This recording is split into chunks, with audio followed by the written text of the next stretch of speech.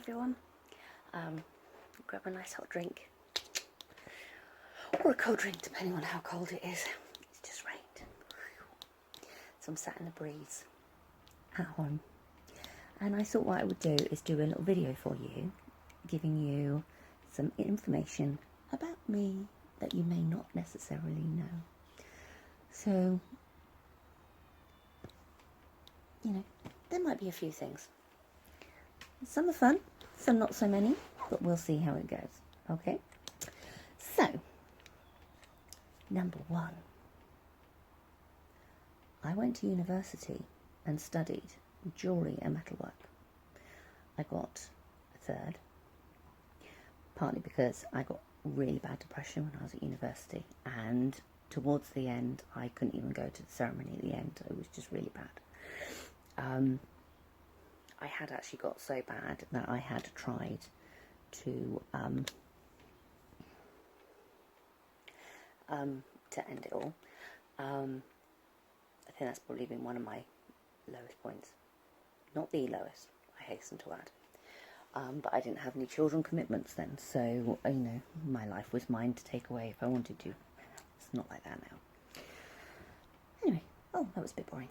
Anyway, when I was at university, I specialised in plastics, towards the end anyway, because I had a slight accident working with silver. So fact number 2, beep, beep, beep. You may notice this occasionally in my vlogs. Can you see the line? And my thumb.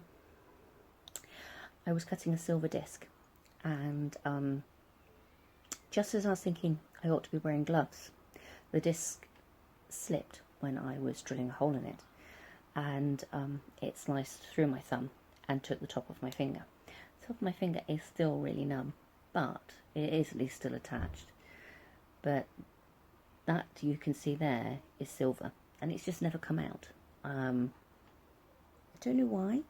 I thought it would have grown out by now. But yes, you can see it in my fingernail and around. It's funny, I'd not really noticed it in my fingernail before, quite as much as that, but anyway. So I got silver in my finger. I have a silver finger. And then I got the scar there. You can, I mean, it sometimes feels a bit weird, but it's, you know, I don't know why. So yeah, so after that happened, I stopped working with metal. I was on very high antidepressants at the time, so using machinery was not a good idea. And I specialised in UV jewellery. So I used to make loads of clubwear jewellery and sell in local shops. And my business at that time was called Violet Silver. I even approached New Look, because New Look is quite close to us here, their headquarters, about selling my rings. And they were very interested, but they wanted it in such huge quantities, there's just no way I could do that, unfortunately. So, yeah, when I left uni, I didn't really do much jewellery. The course was appalling. I went to university in High Wycombe, the Buckingham and Chilterns University, I think that's what it was called. It sort of changed towards the end. And it was so awful. We were never taught how to use gold. We weren't told how to set stones. It was predominantly metalwork, but, you know, not embracing really the jewellery side of things, which is what I was interested in at the time. So that was a bit of a shame. I kind of left after 3 years, really not feeling very prepared for the world. But I guess lots of people are like that after university. You leave with a lot of doubt and a lot of debt. So, I left university. I went and lived on a farm, as you do. So, fact number 3. I used to be I'm not sure how you would say it. I used to lamb sheep. You know, I would go out and when I was on the farm, and I would bring lots of little lambs into the world, and I would feed them. Oh my God, they're so cute. Feed the little orphan ones as well, you know, and such a happy time. Oddly enough, looking after these little lambs with their wibbly wobbly tails. You can always tell when a lamb is happy because it's like. But yes, very fond memories. I really enjoyed working on a farm. I've done a lot of different things. So anyway, let's look at my list. Oh gosh, yes. When I was a little girl, fact 4. Please don't judge me on how crazy I am. I tried to leave home when I was little, not because I was unhappy, but because I wanted to live with the Care Bears. And I packed my little bag with some notepaper. I think it was snowman notepaper, from what I remember.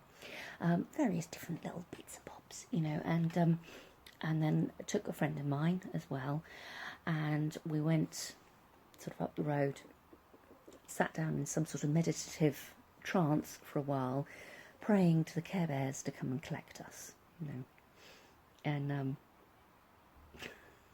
I mean, of course, we didn't go, but we found a tiny little bit of green hair, and we were absolutely convinced it was Good Luck Bear had come down and decided that, you know, we'd better off staying down here.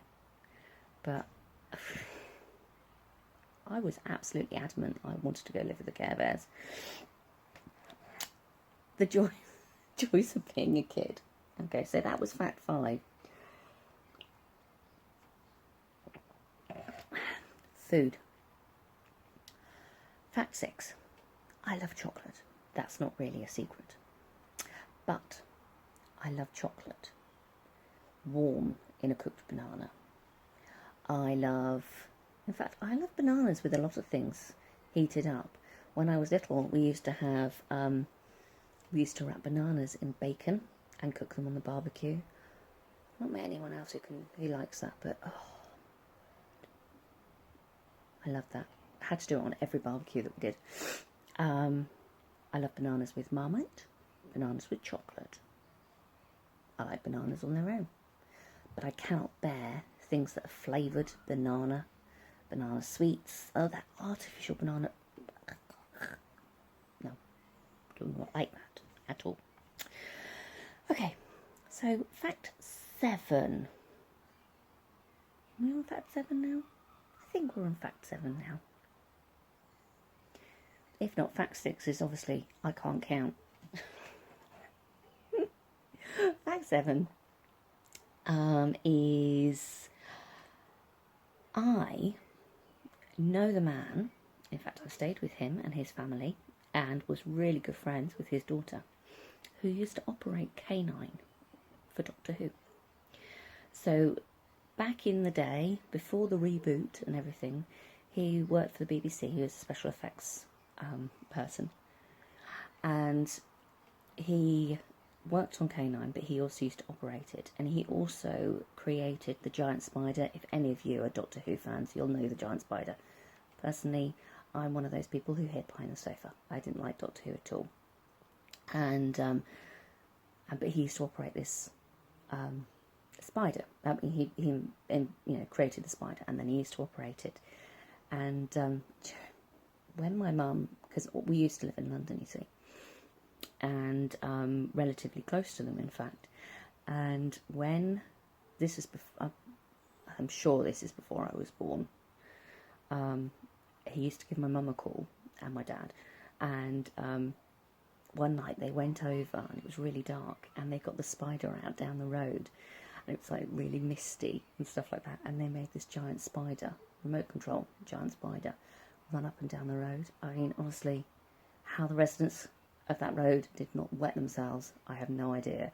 The spider was huge, you know, and apparently walking on its own up and down a road. So my mum got up some hijinks with him as well. Sounds of it. I just would have loved to have been involved. That'd have been so much fun. On a side note, if you've ever heard of Blake Seven, not really been a huge fan myself. It was kind of around, I think, when I was born, but I've never really watched it. Anyway, there's a sidekick, and I've forgotten his name completely. I think it's like an android type thing. Anyway, he had a special little silver case for his communicator, and my mum made it. Oh, the excitement. Oh, and I went to see It's a Knockout live, because he was working on that once as well. Has anyone seen It's a Knockout? God, that is a really long time ago. They should do that again. The idea of people running around in humongous bubbles, belting each other and falling off obstacle courses sounds like so much fun. Okay, so what are we up to? I think that was 7. Maybe a bit of 8. Okay, so next, let me see. Done the Care Bears. Done the metalwork. Done the metal in my finger. I've got 3 children. Progressively, the birth has got worse and worse in each. My last one, I had to have something called a manual scrape, and that gave, for about a whole year, the nightmares. I'd shake, I'd cry. The effects of the last one was just so awful and so vivid that there is no way I'm having another child, you know. And it's yeah, that was really, really nasty. So I don't know why I did that one. That's a bit depressing, really, isn't it? Okay, let's do something a bit nicer. 10. My first craft. Apart from drawing, okay, because I drew all the time when I was little. My first proper craft was quilling. And I set up a little business when I was about 10. I've been setting up businesses for years. So I set up a little business when I was about 10 doing quilling. And I made little cards.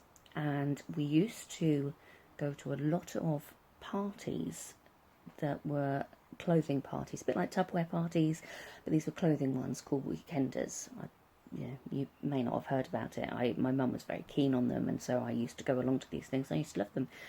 And I remember the leader of that particular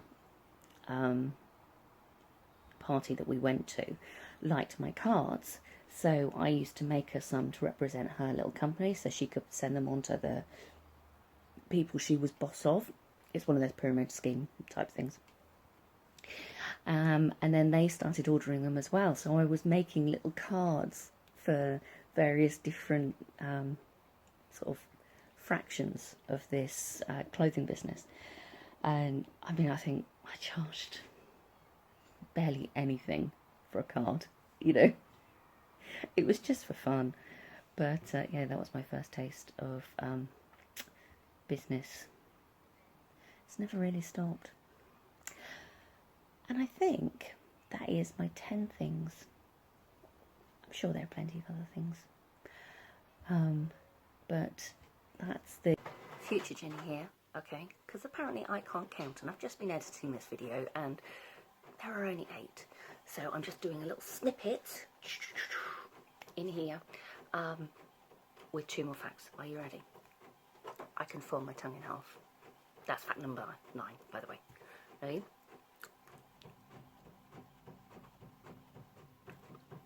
Now, as a child, I could always do that, but I could never roll my tongue like everyone else did.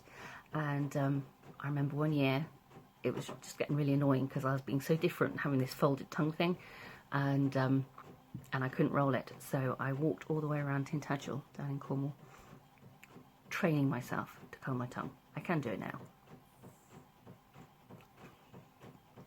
So that's fact number 9. Fact number 10.